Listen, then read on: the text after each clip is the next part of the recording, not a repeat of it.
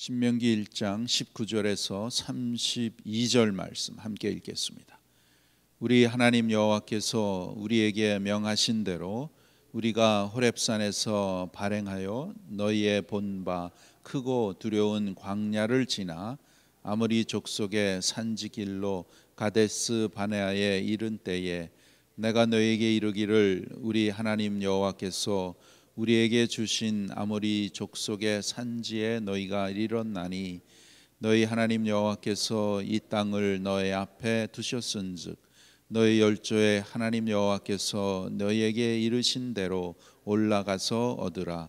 두려워 말라 주저하지 말라 한즉 너희가 다 내 앞에서 나와 말하기를 우리가 사람을 우리 앞서 보내어 우리를 위하여 그 땅을 정탐하고 어느 길로 올라가야 할 것을 어느 성읍으로 들어가야 할 것을 우리에게 회복해 하자 하기에 내가 그 말을 선히 여겨 너희 중에서 매 지파에 한 사람씩 12를 택하매 그들이 앞으로 가서 산지에 올라 에스골 골짜기에 이르러 그것으로 정탐하고 그 땅의 과실을 손에 가지고 우리에게로 돌아와서 우리에게 회보하여 이르되 우리의 하나님 여호와께서 우리에게 주시는 땅이 좋더라 하였느니라.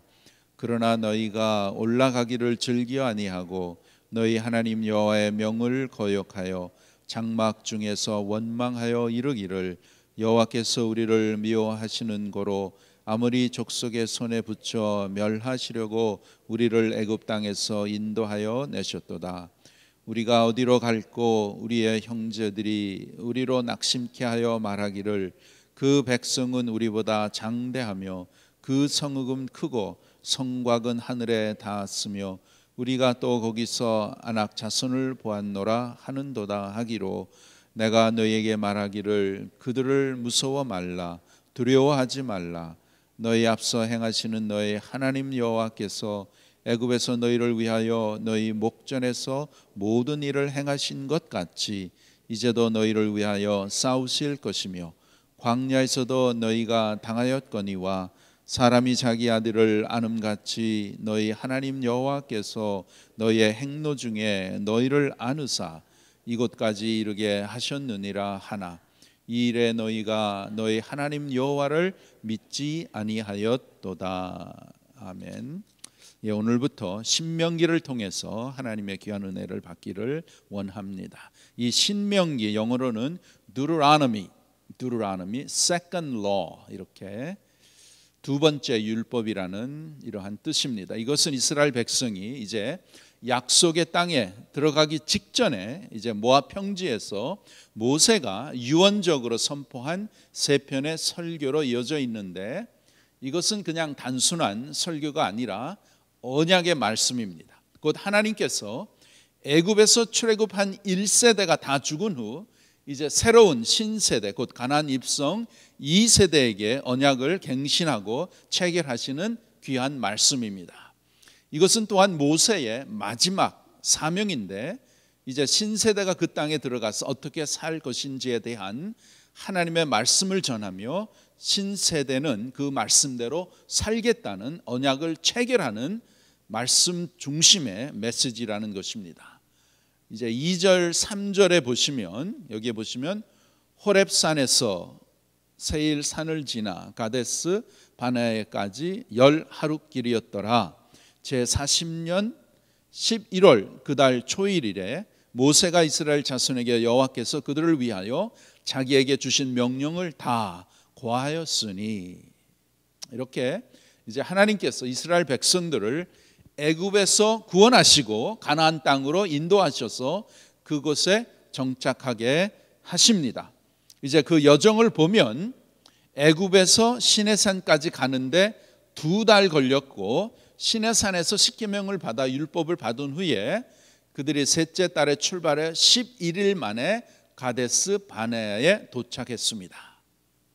가데스 바네아에서 바로 정탐꾼 12명을 보냈던 곳인데 그 짧은 길을 40년째 10개월을 광야에 머물러 그들이 방황했던 그 이유가 무엇이었겠습니까?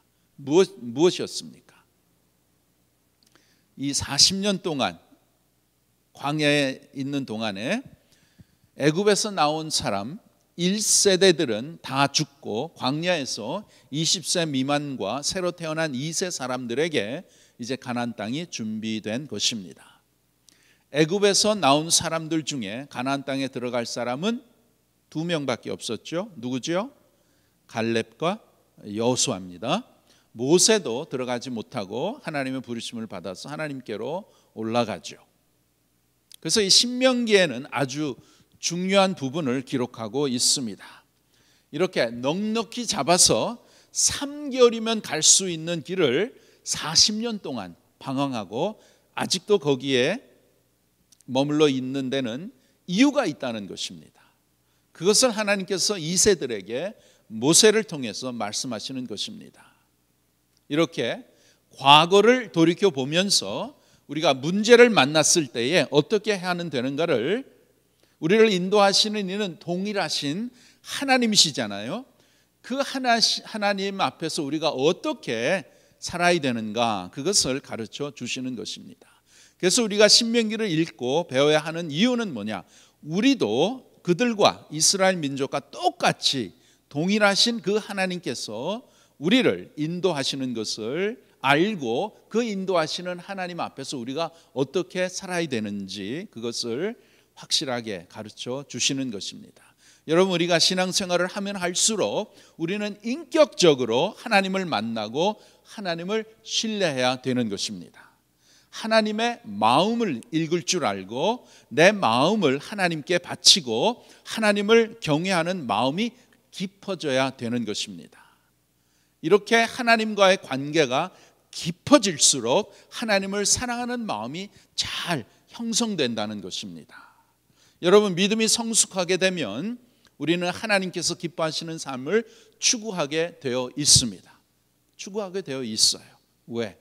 하나님을 그만큼 사랑하니까 사랑하는 내 아버지가 기뻐하시는 것이 무엇인가, 거기에 집중이 된다는 것입니다. 그리고 그러한 삶을 살아드리기 원하는 그러한 마음이 성령께서 우리 안에서 역사하셔서 그런 쪽으로 우리를 이끌어 가신다는 것입니다.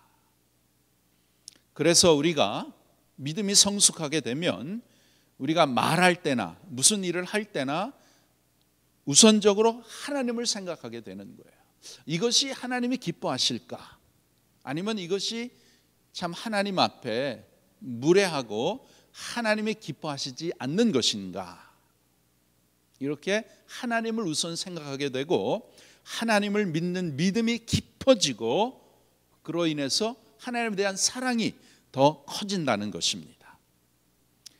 이스라엘 백성들이 3개월이면 갈 수 있는 길을 이제 40년 동안 지나면서 왜 그들이 그 광야에서 머무르면서 그렇게 방황하며 살았습니까? 왜 그랬어요? 그것은 그들이 하나님에 대한 믿음이 어려서입니다. 하나님에 대한 믿음이 너무나 부족해서 그랬다는 거예요. 하나님이 베풀어 주신 기적을 저들이 볼 때에는 너무나 황송하고 너무나 기뻐했고 하나님 앞에 감사했죠. 그런데 곧바로 어려운 일을 만나면 어떻게 했습니까?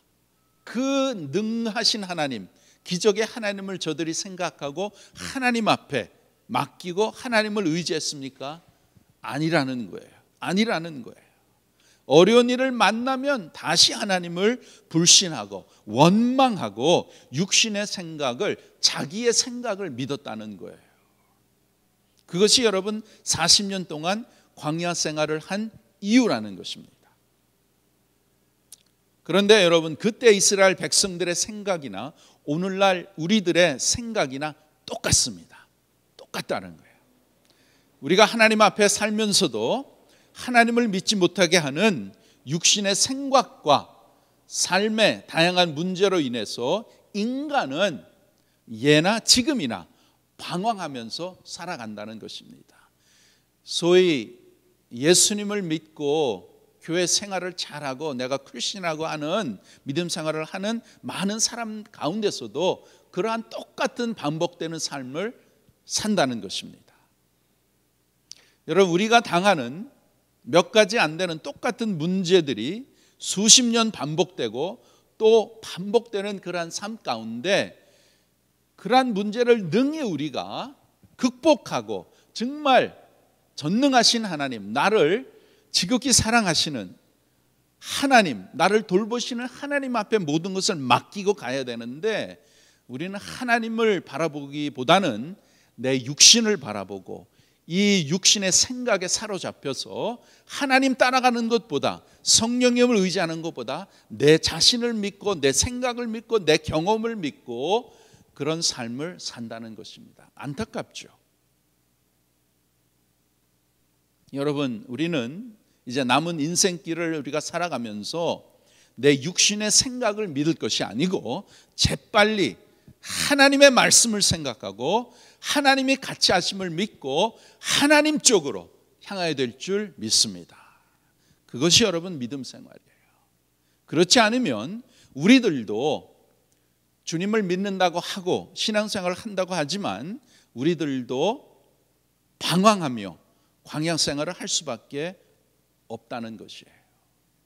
그러면 하나님이 기뻐하시는 참 믿음의 생활, 하나님의 영광을 우리가 매일매일 보고 누리고 경험할 수 있는 그러한 믿음 생활이 우리 앞에 놓여져 있습니다. 하나님은 그렇게 예수 그리스도를 통해서 우리에게 성령 하나님을 주시고 성령 하나님의 인도함을 받아서 신앙생활을 하라, 믿음 생활을 나를 바라보면서 하라, 그렇게 하나님이 말씀하셨는데 그렇게 하지 않고 하나님을 따라가는 것보다 무슨 문제가 일어났을 때에 하나님 생각하지 않고 내가 먼저 생각하고 내 경험과 내 뜻과 인간의 생각으로 무엇을 해결해 나갈 때에 똑같은 그러한 결과를 가져온다는 것입니다.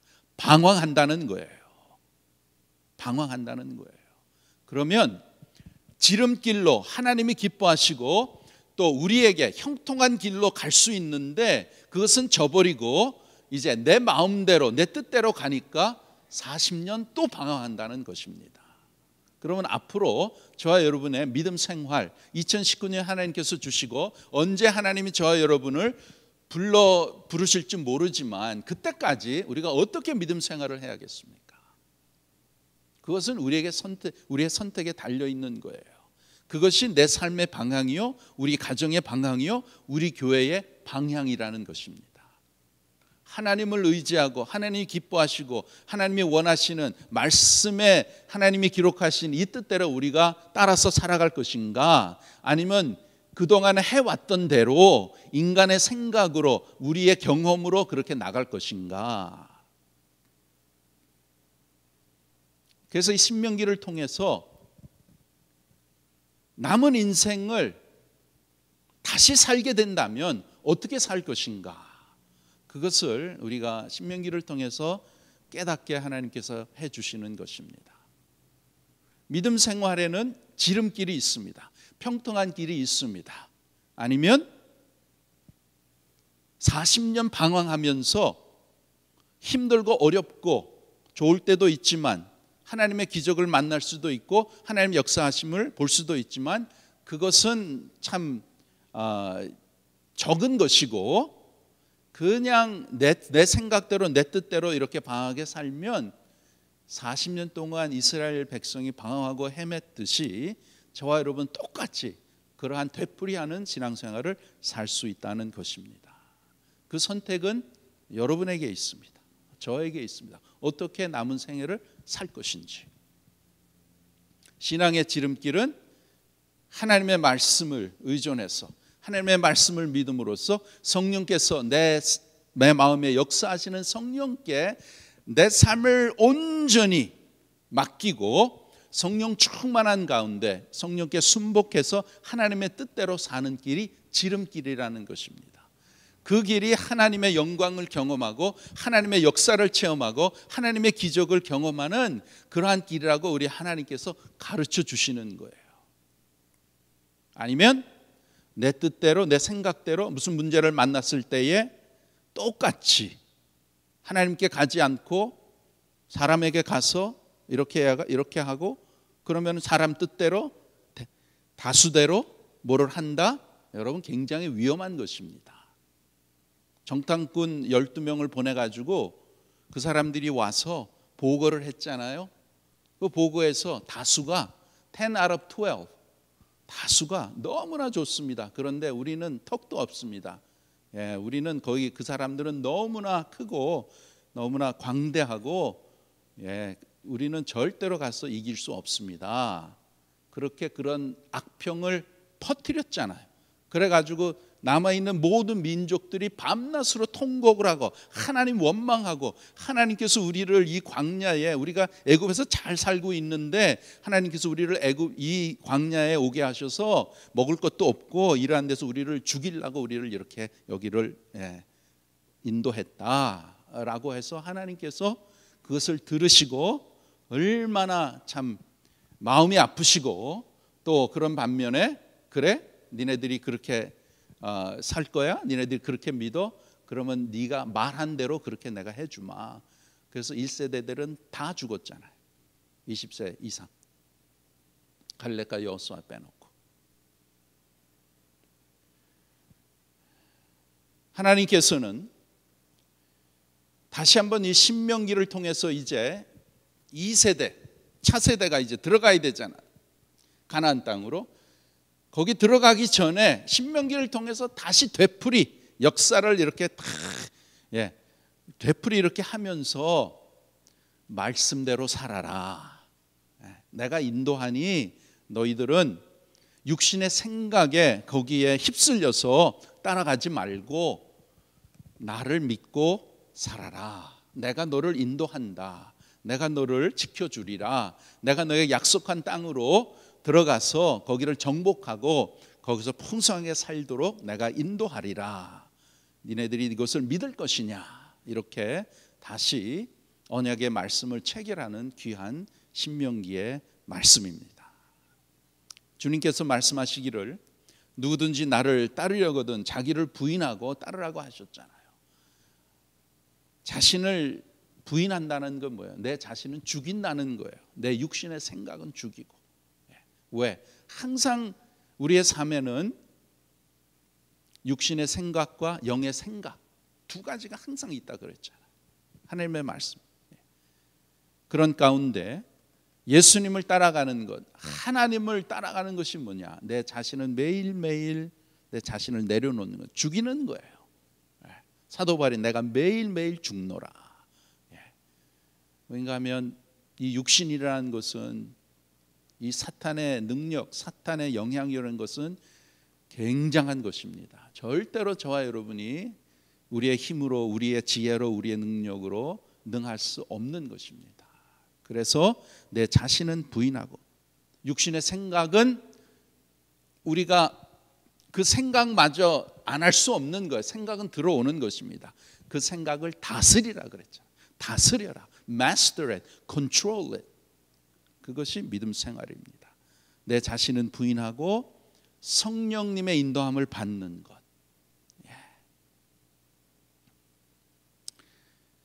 그래서 이러한 훈련을 내 자신을 죽이는 내 육신의 생각을 다스리는 그러한 이제 훈련을 잘하고 훈련을 통해서 쌓아가는 것을 통해서 성숙한 mature Christian이 되는 거예요. 그런데 그것을 훈련을 안 하고 또 그것을 잘 못하는 사람은 아직 영적인 육신에 속한 그리스도의 어린 아이와 같다라고 고린도전서에 말씀하고 있죠. 너희는 아직 세상 가운데 있다라고 말씀하는 것입니다. 여러분, 하나님을 믿는 마음은 우리가 이제 새해를 맞이해서 더욱더 강하게 해야 되고 육신에 속한 생각은 다스릴 줄 아는 그것이 믿음에 성숙해지는 증거라는 것입니다. 증거라는 것이에요. 그래서 이제 신명기에 하나님께서 광야 생활을 하던 이스라엘 백성들이 2세들이 이제 가나안 땅에 들어갈 때에 하나님께서 그들의 조상들의 생활을 보여주시고 이것을 거울로 삼아서 이제부터는 너희들은 너희 조상들, 너희의 부모들 세대와 같이 하지 말고 이제부터는 나를, 하나님을 철저하게 믿고 하나님 앞에서 살게 하라는 것을 가르쳐 주시는 것입니다. 여러분, 우리의 제사는 무엇입니까? 우리의 제사는 하나님을 믿는 믿음입니다. 하나님을 믿는 믿음이에요. 하나님을 믿는 믿음이라는 것은 육신을 부인한다는 말과 같습니다. 인간의 육신의 생각을 우리가 그것을 따르고 그것을 믿기 때문에 우리는 반복적으로 쓰러지고 또 쓰러지며 광야에서 방황하는 인생을 살다가 끝나는 것이에요. 그것이 아니라 하나님을 생각하고 하나님을 믿기만 하면 내 삶에서 하나님을 더 많이 경험하고 형통하고 또 하나님의 영광을 보며 경험할 수 있다라는 것입니다. 솔로몬이 왕이 되었을 때에 하나님께서 꿈에 나타나셔서 그에게 내가 너에게 무엇을 주면 좋겠느냐라고 물으셨죠. 그때 솔로몬이 무엇을 얘기했습니까? 백성들의 소리를 들어서 잘 판단할 수 있는 하나님의 지혜를 달라고 구했을 때에 하나님께서 솔로몬을 기뻐하셨다고 기록하셨습니다. 오늘날 하나님께서 저와 여러분의 인생에 무엇을 주면 좋겠다고 물으시면 무엇이라고 답하시겠습니까? 한마디로 저와 여러분이 오늘날 구해야 될 것은 뭐냐? 하나님을 믿는 믿음입니다. 하나님을 믿는 믿음이에요. 그래서 여러분, 나에게 하나님을 향한 믿음만 있다면, 그 믿음만 있다면 캄캄한 밤중에서도 전능자를, 하나님을 찬송하게 되는 것입니다. 여러분, 믿음보다 더 큰 복이 어디에 있겠습니까? 하나님을 확실히 믿을 때에 어찌 내가 그 하나님을 사랑하지 않을 수 있겠으며 어찌 내가 온 마음과 뜻을 다해서 하나님께 바치지 않을 수 있겠습니까? 여러분, 저와 여러분은 하나님의 크신 엄청난 복을 우리가 받았습니다. 뭐냐? 완전하시고 영원하신 내 아버지를 우리는 만난 것입니다. 복이 되시는 이 하나님을 우리가 누리고 사는 복의 사람이 된 것입니다.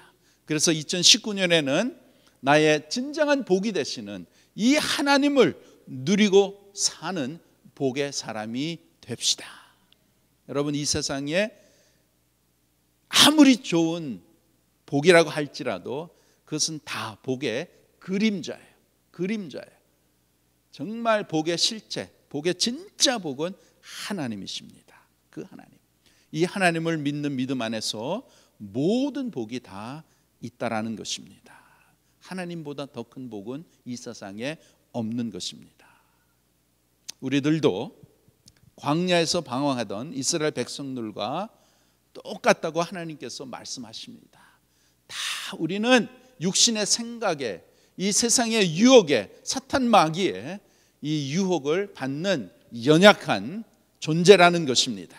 우리가 여러분 이 새에 정신 바짝 차리고 하나님을 바로 믿어야 되는 것입니다.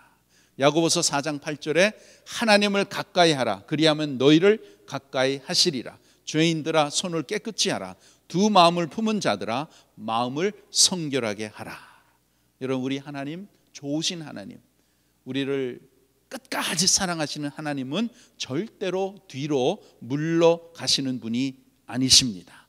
나만 하나님께로 가까이 가면 하나님과 가까워지게 되어 있습니다. 하나님께 가까이함이 내게 복이라.